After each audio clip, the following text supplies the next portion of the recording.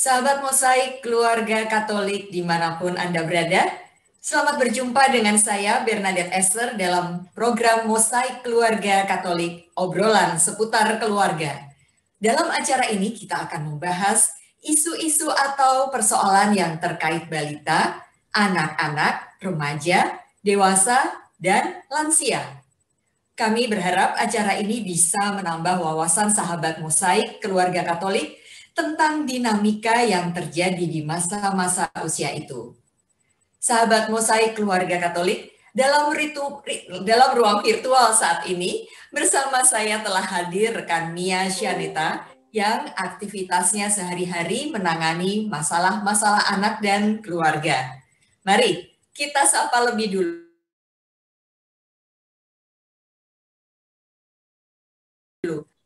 Hai Be, kabar baik Be, dan semoga para sahabat Mosaik Keluarga Katolik juga dalam kondisi sehat, penuh semangat, dan sukacita. Oh ya Be, hari ini kita akan membahas apa nih Be? Ya, topik kita hari ini adalah tetap semangat belajar dan bekerja dari rumah. Ya, kita akan ngomongin itu ya Be ya, tapi mungkin nanti Be ceritakan apa kasus-kasus yang masuk ya Be, silakan. Ya, nanti bagaimana permasalahan yang diajukan dan apa solusi yang diberikan oleh rekan Syaneta. Sahabat Mosaik Keluarga Katolik, jangan kemana-mana, tetaplah bersama kami. Kami akan membahas setelah jeda berikut ini.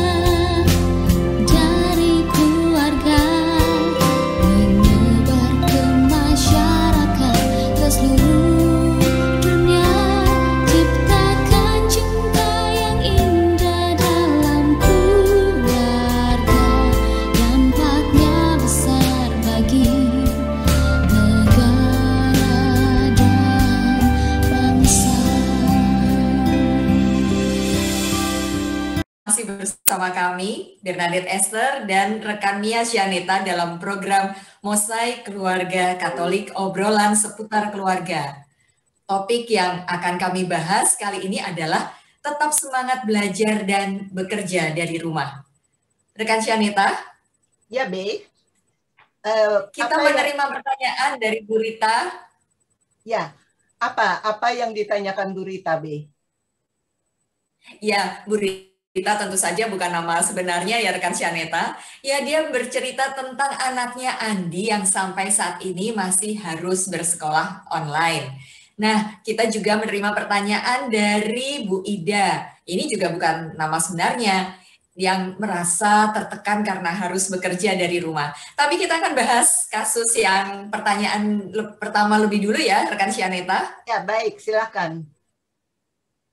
Bu Rita ini mengeluhkan kelakuan Andi, anaknya yang saat ini duduk di kelas 8. Menurut Bu Rita, Andi ini baru bangun 15 menit sebelum jam pelajaran dimulai. Andi juga tidak mandi dan dia selalu terburu-buru menggunakan seragamnya. Nah, karena bangun mepet waktu, akibatnya dia tidak bisa menikmati sarapannya. Nah, selain tidak sarapan, nggak mandi, Andi juga kerap mengeluh karena Andi merasa bosan harus duduk diam berjam-jam di depan komputer.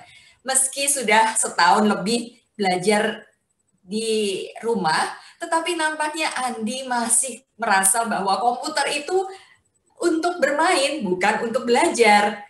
Begitu, rekan Syaneta. Nah, ini yang seru nih. Andi juga sempat komplain ke Bu Rita, mamanya, mengapa Bu Rita sering sekali memarahi Andi. Katanya begini, Mama itu kenapa sih ngomelin aku terus? Bukannya bantu aku nyelesain tugas sekolah, malah marah-marah melulu. Ya, kasihan ya. Andi ya.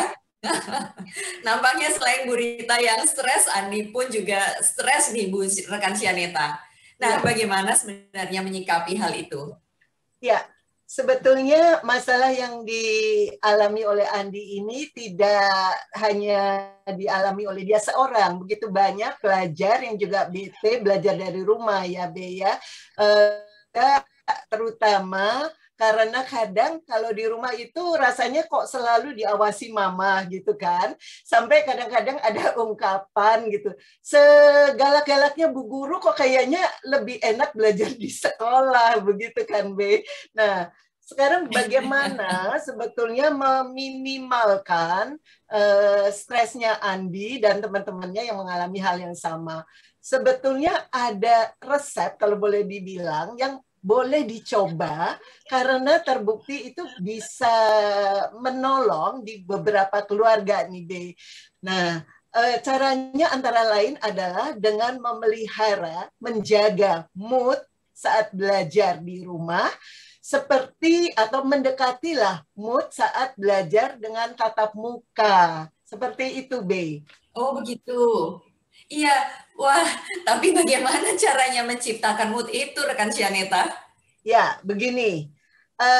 Mood yang positif itu bisa diciptakan ya dengan cara antara lain cobalah melakukan kebiasaan-kebiasaan saat belajar tatap muka dulu, diterapkan pada saat harus belajar dari rumah. Walaupun belajar dari rumah, tapi intinya tetap mencoba atau tetap menjalankan kebiasaan seperti waktu pembelajaran tatap muka.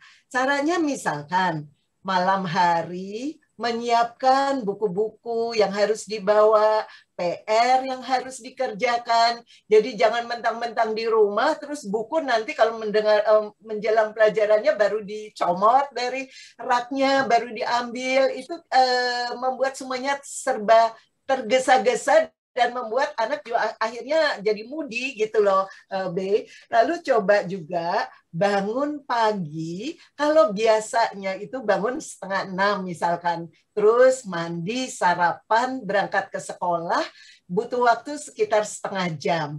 Nah, saat belajar dari rumah, mungkin yang boleh ditambahkan ke jam tidurnya itu hanya waktu yang tidak dipakai untuk perjalanan dari rumah ke sekolah. Jadi taruhlah lama perjalanannya setengah jam.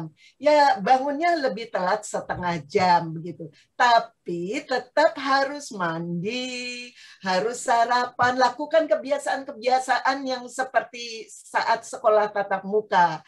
Lalu pada jam yang ditentukan sudah siap di depan komputer ataupun media apapun yang memang digunakan untuk pembelajaran.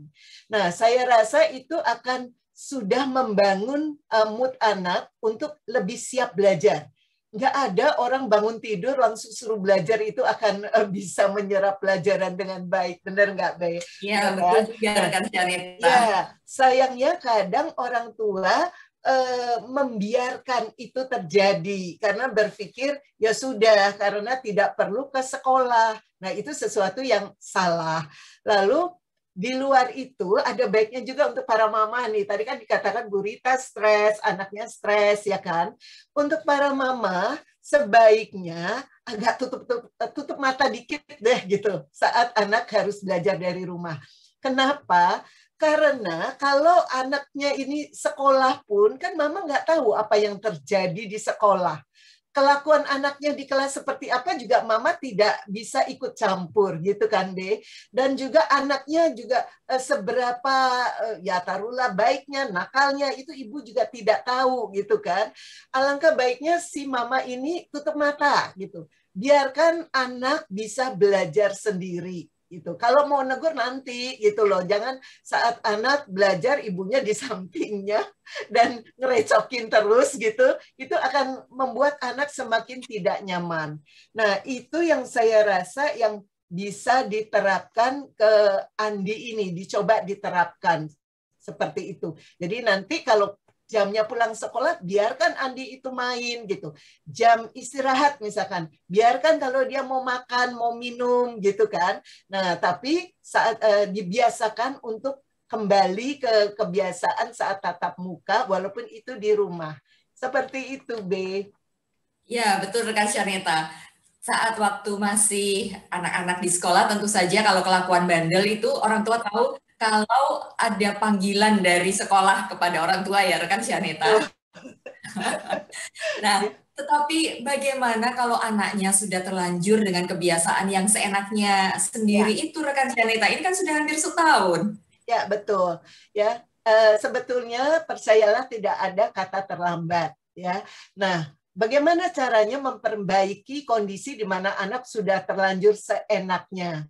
Ya, cobalah mencari waktu untuk mengajak anak bicara dalam suasana yang nyaman, dalam arti misalkan saat makan malam atau saat santai begitu.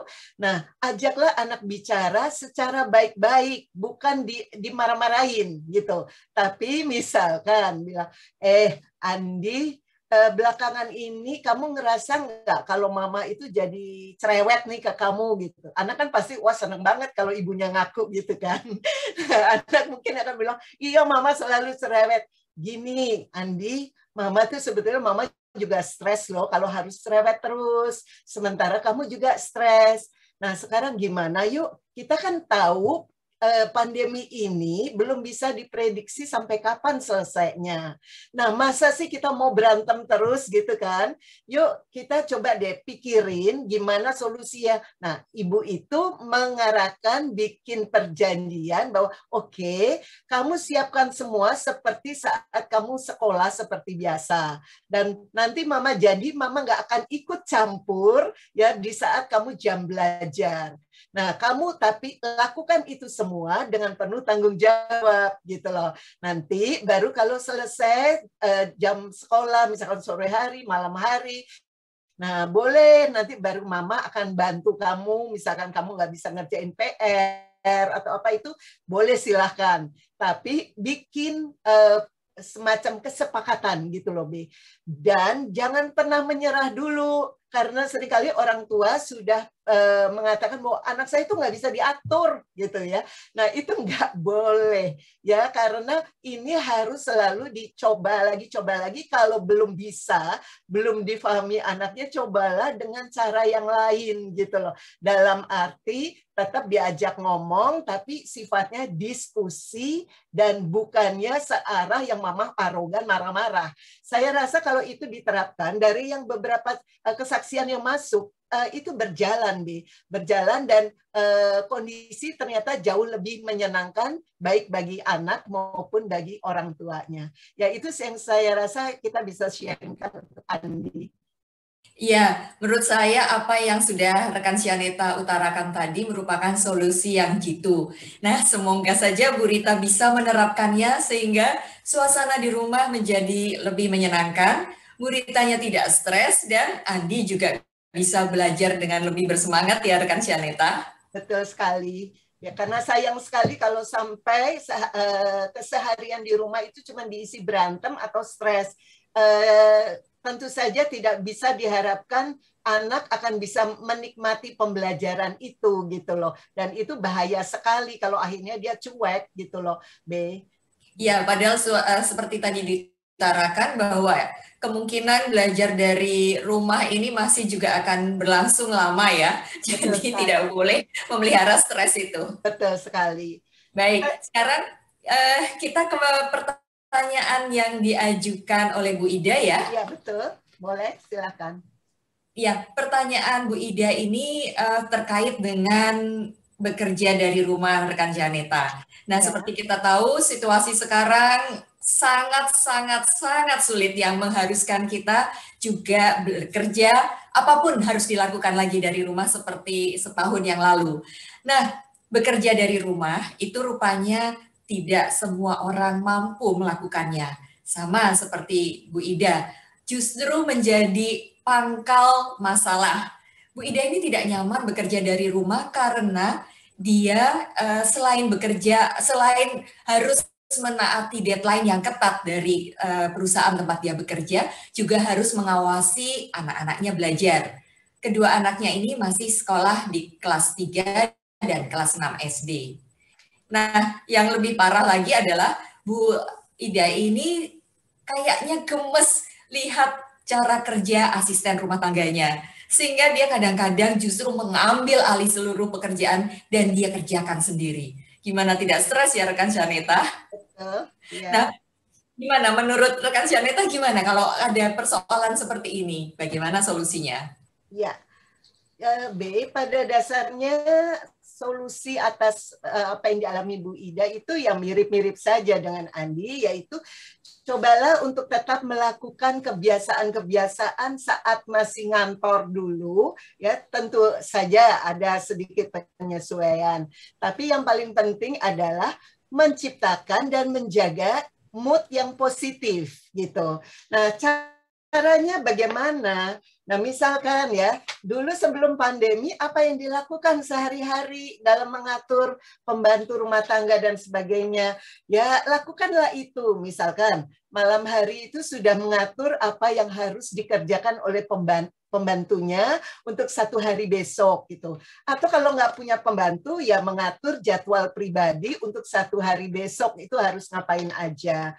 Lalu baik, tadi anak juga sebaiknya bangun juga tidak justru mendekati waktu sudah harus belajar, ibunya pun sebaiknya seperti itu gitu. Jadi bangun pagi walaupun mungkin sedikit lebih siang, ya tapi sekali lagi tidak boleh lebih molor, lebih lama dari waktu yang dihabiskan untuk perjalanan dari rumah ke kantor. Karena sebetulnya yang selisih waktu itu aja kan yang menjadi waktu senggang gitu kan, yang tidak dimanfaatkan untuk berangkat ke kantor.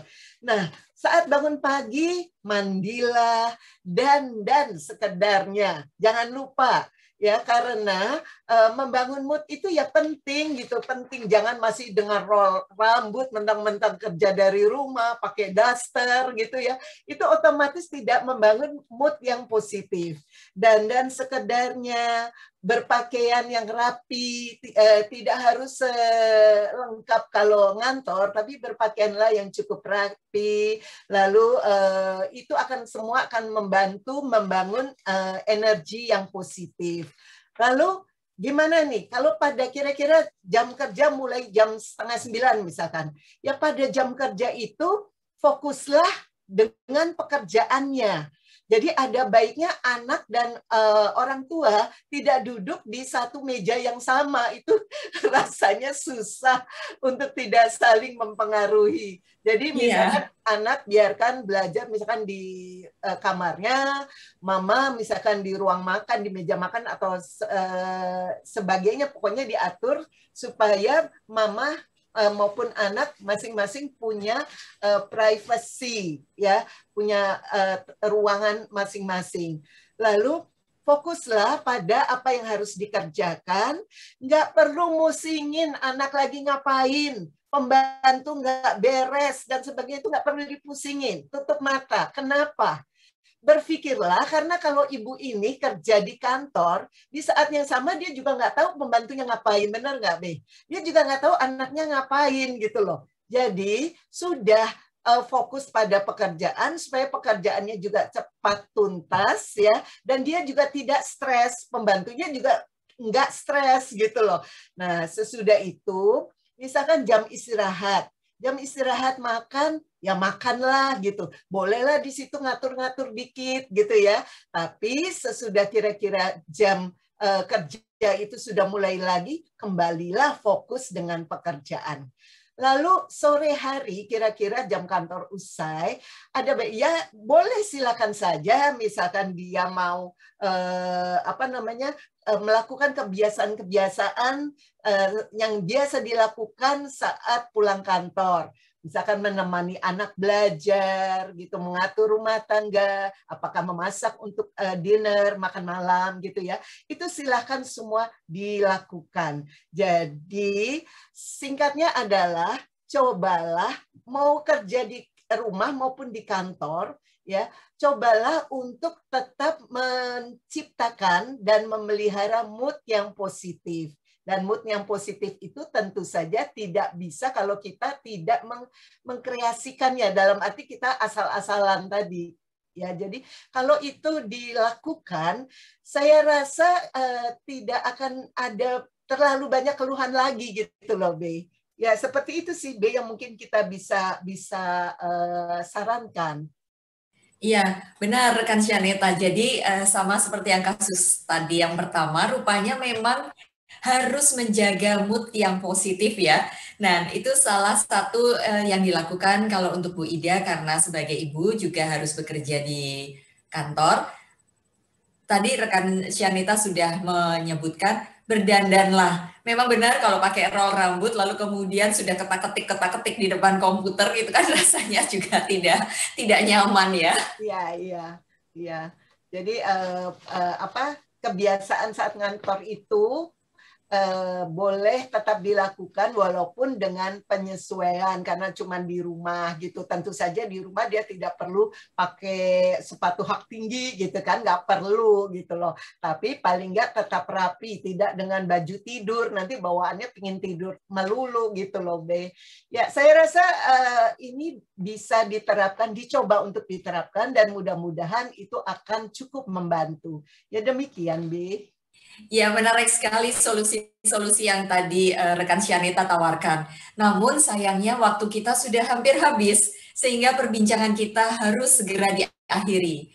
Ya. Nah, sebelum kita tutup acara ini, mungkin rekan Syanita bisa mengingatkan kembali apa saja poin-poin penting yang harus dilakukan agar kita semua bisa tetap semangat belajar dan bekerja dari rumah. Ya, intinya adalah berpikir positif, menciptakan mood yang positif dalam melakukan banyak hal. Dan perlu kita ketahui seperti ini, B. Pandemi itu belum tahu kapan akan berhenti. Ya, itu kenyataan yang masih harus kita hadapi. Segala macam keluhan hanya akan menambah beratnya beban kehidupan ini.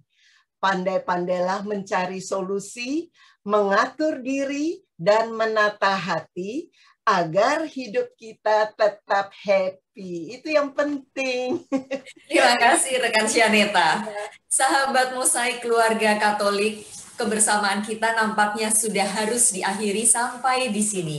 Semoga apa yang telah kita bahas tadi bermanfaat dan menambah wawasan. Kami berdua, saya Bernadette Esther dan rekan saya Nia Syaneta pamit undur diri. Sampai jumpa pada acara Mosaik Keluarga Katolik berikutnya, tentu saja dengan topik-topik yang tidak kalah menarik. Dan jangan lupa, membangun bangsa dimulai dari keluarga. Salam damai.